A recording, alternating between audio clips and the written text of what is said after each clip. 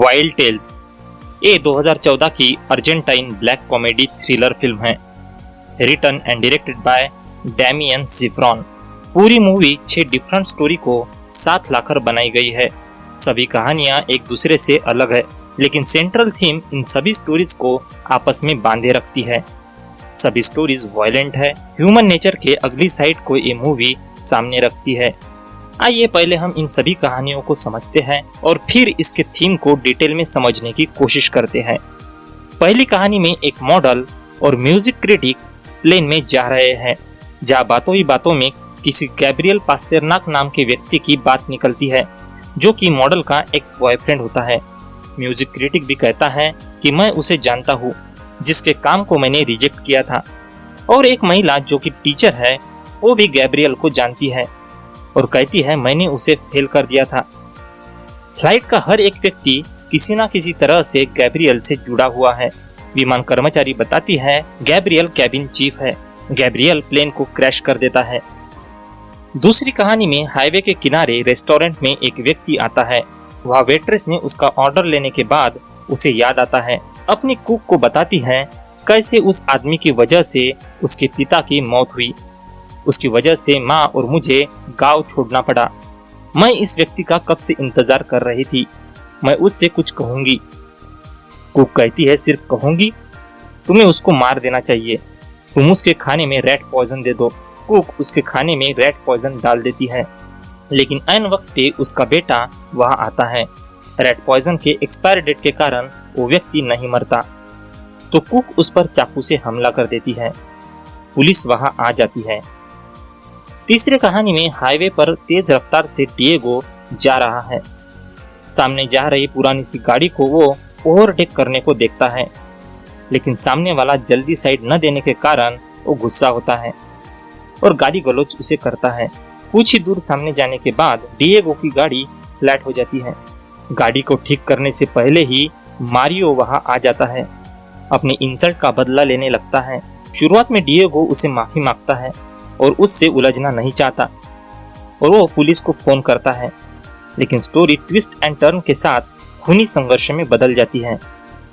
चौथी कहानी में सिमोन फिस्चर डिमोलिशन एक्सपर्ट है और काम के बाद अपनी बेटी के बर्थडे पार्टी में पहुंचना है, लेकिन गाड़ी नो पार्किंग में होने के कारण गाड़ी टो हो जाती है।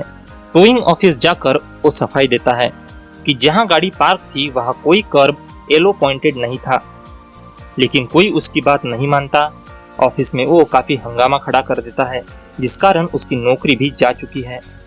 ऐसे समय एक बार फिर उसकी गाड़ी टो हो जाती है, जहां बिना ज्यादा हंगामा किए वो गाड़ी रिकवर करता है।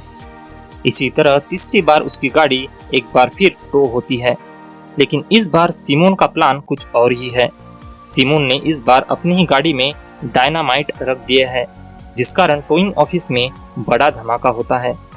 अब सिमोन को हर कोई डायनामाइट के नाम से जानता है। पांचवी कहानी में एक टीनेज हिट एंड रन करके घर लौटा है, जहां माँ बाप बहुत ही अमीर है, लेकिन बेटा घटना के कारण बहुत डर गया है। जहां पिता को अपने बेटे को इन सब से बचाने के लिए एक बेहतरीन प्लान सूझा है। अपने यहाँ काम करने वाले व्यक्ति को पैसों के बदले आरोप अपने सिर लेने को कहता है और 1 साल के अंदर मैं तुम्हें इन सब से बाहर निकाल दूंगा। इन सब में लॉयर भी साथ दे रहा है। प्रोसिक्यूटर जोस को एग्जामिन करने के बाद उसे शक होता है। प्रोसिक्यूटर लॉयर से निगोशिएट की बात करता है, लेकिन इन सब में लॉयर अपना ही फायदा अधिक देखता है। लोअर प्राइस पे आखिर बात पक्की होती है। जोस को लेकर पुलिस जा रही है। कई लोग घर के बाहर प्रोटेस्ट कर रहे हैं, जहां जोस पर हमला होता है। छठी कहानी में रोमिना और एरियल की शादी की पार्टी चल रही है और रोमिना को पता चल गया है कि एरियल का शादी से पहले किसी लड़की के साथ संबंध था, जो पार्टी में भी आई है। धीरे धीरे रोमिना के बिहेवियर में काफी बदलाव आ जाता है और वो गुस्सा होकर टेरेस पे चली जाती है। उसकी सुसाइड करने की कोशिश देखकर वेटर उसे समझाने की कोशिश करता है। थोड़ी देर बाद उनकी बातचीत इंटीमेसी में बदल जाती है। एरियल वहां आता है और उसे नीचे ले जाता है। रोमिना नीचे जाकर इंसेन बिहेव करती है, उस लड़की को जख्मी कर देती है, खूब डांस करने लगती है। एरियल की माँ रोमिना को मारने जाती है। लोग माँ और रोमिना को समझाते हैं। माहौल शांत होने लगता है। एरियल रोमिना के पास जाने लगता है, जैसे रोमिना का बदला पूरा हो चुका है। धीरे धीरे दोनों का प्यार इंटीमेसी में बदल जाता है।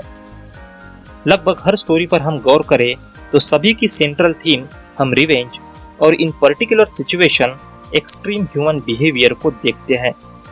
इंसान गुस्से में अपने आप पर का कंट्रोल किस तरह खो देता है, इसे मूवी सैटारिकल वे में दिखाती है। हर एक कहानी की सिचुएशन कुछ ऐसी है कि जो कुछ अपने आप पर का कंट्रोल खोने के वजह से हुआ वो नहीं होता। अगर दूसरे थीम की बात करें तो वो रिवेंज हम कह सकते हैं। टीनेज की हिट एंड रन की कहानी को छोड़े तो सभी कहानी में हम रिवेंज को देख सकते हैं।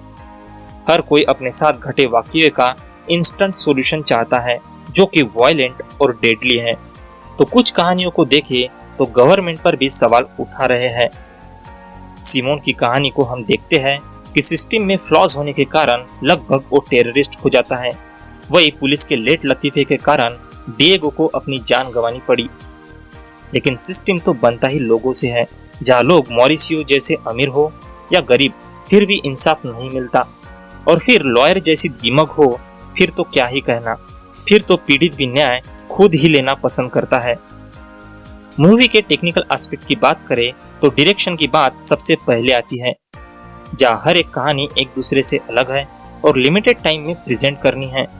बावजूद इसके डायरेक्शन काफी अच्छा है। कम समय में जिस तरह कैरेक्टर डेवलपमेंट दिखा है वो बेहतरीन है। हम हर कैरेक्टर को समझ सकते हैं कि वो कैसा रहा होगा। हर एक कहानी को ओवर द टॉप प्रेजेंट किया गया है, लेकिन जैसे हर कहानी को स्लो स्टार्ट करके उसे क्लाइमेक्स में आते आते जो हाइट मिलती है वो सच में लाजवाब है। और वो सब हो सका इसके ट्विस्ट एंड टर्न्स के कारण। वो सब जब हम एक्चुअल होते देखते हैं वो सच में कमाल का एक्सपीरियंस होता है। और उसमें चेरी का काम करता है इसका ह्यूमर। इसका सिचुएशनल ह्यूमर डार्क है और वो वाकई सही जगह और सही टाइम आता है। उसे आप काफ़ी एंजॉय करते हो।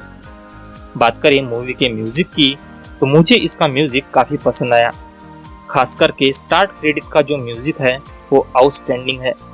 इसके अलावा कुछ जगह सिनेमेटोग्राफी इस तरह हुई है कि उस कारण edge of the seat type tension create होता है। बात करें इसके वायलेंस की तो बहुत सी जगह वायलेंस स्क्रीन पे दिखता है। जहाँ थर्ड स्टोरी डिएगो और मारियो की कहानी में काफी अच्छे से दिखाया है, वहाँ पर थ्रिल, वायलेंस, पेन, इंसैनिटी को आप खुद महसूस करोगे। मूवी अर्जेंटाइन होने से ऐसा नहीं है कि ये सिर्फ अर्जेंटाइन सोसाइटी को रिप्रेजेंट करती है, बल्कि दुनिया के किसी भी कोने में आपको इस तरह के एक्सट्रीम ह्यूमन इमोशन देखने मिलेंगे। एकेडमी अवार्ड की बात करें तो 2014 में बेस्ट फॉरेन लैंग्वेज फिल्म की कैटेगरी में इसे नॉमिनेट किया गया। 6 कहानियां जो एक दूसरे से अलग होकर भी एक है, जहां बेहतरीन स्टोरीज के साथ thrill, emotion, revenge, violence, insane human behaviour ये एक साथ एंटरटेनिंग वे में देखने मिलता है। मैं इस मूवी को दूंगा 8.5 आउट ऑफ 10 स्टार। अगर आपको ये वीडियो अच्छा लगा हो तो लाइक कीजिए और चैनल को सब्सक्राइब जरूर कीजिए। नमस्कार।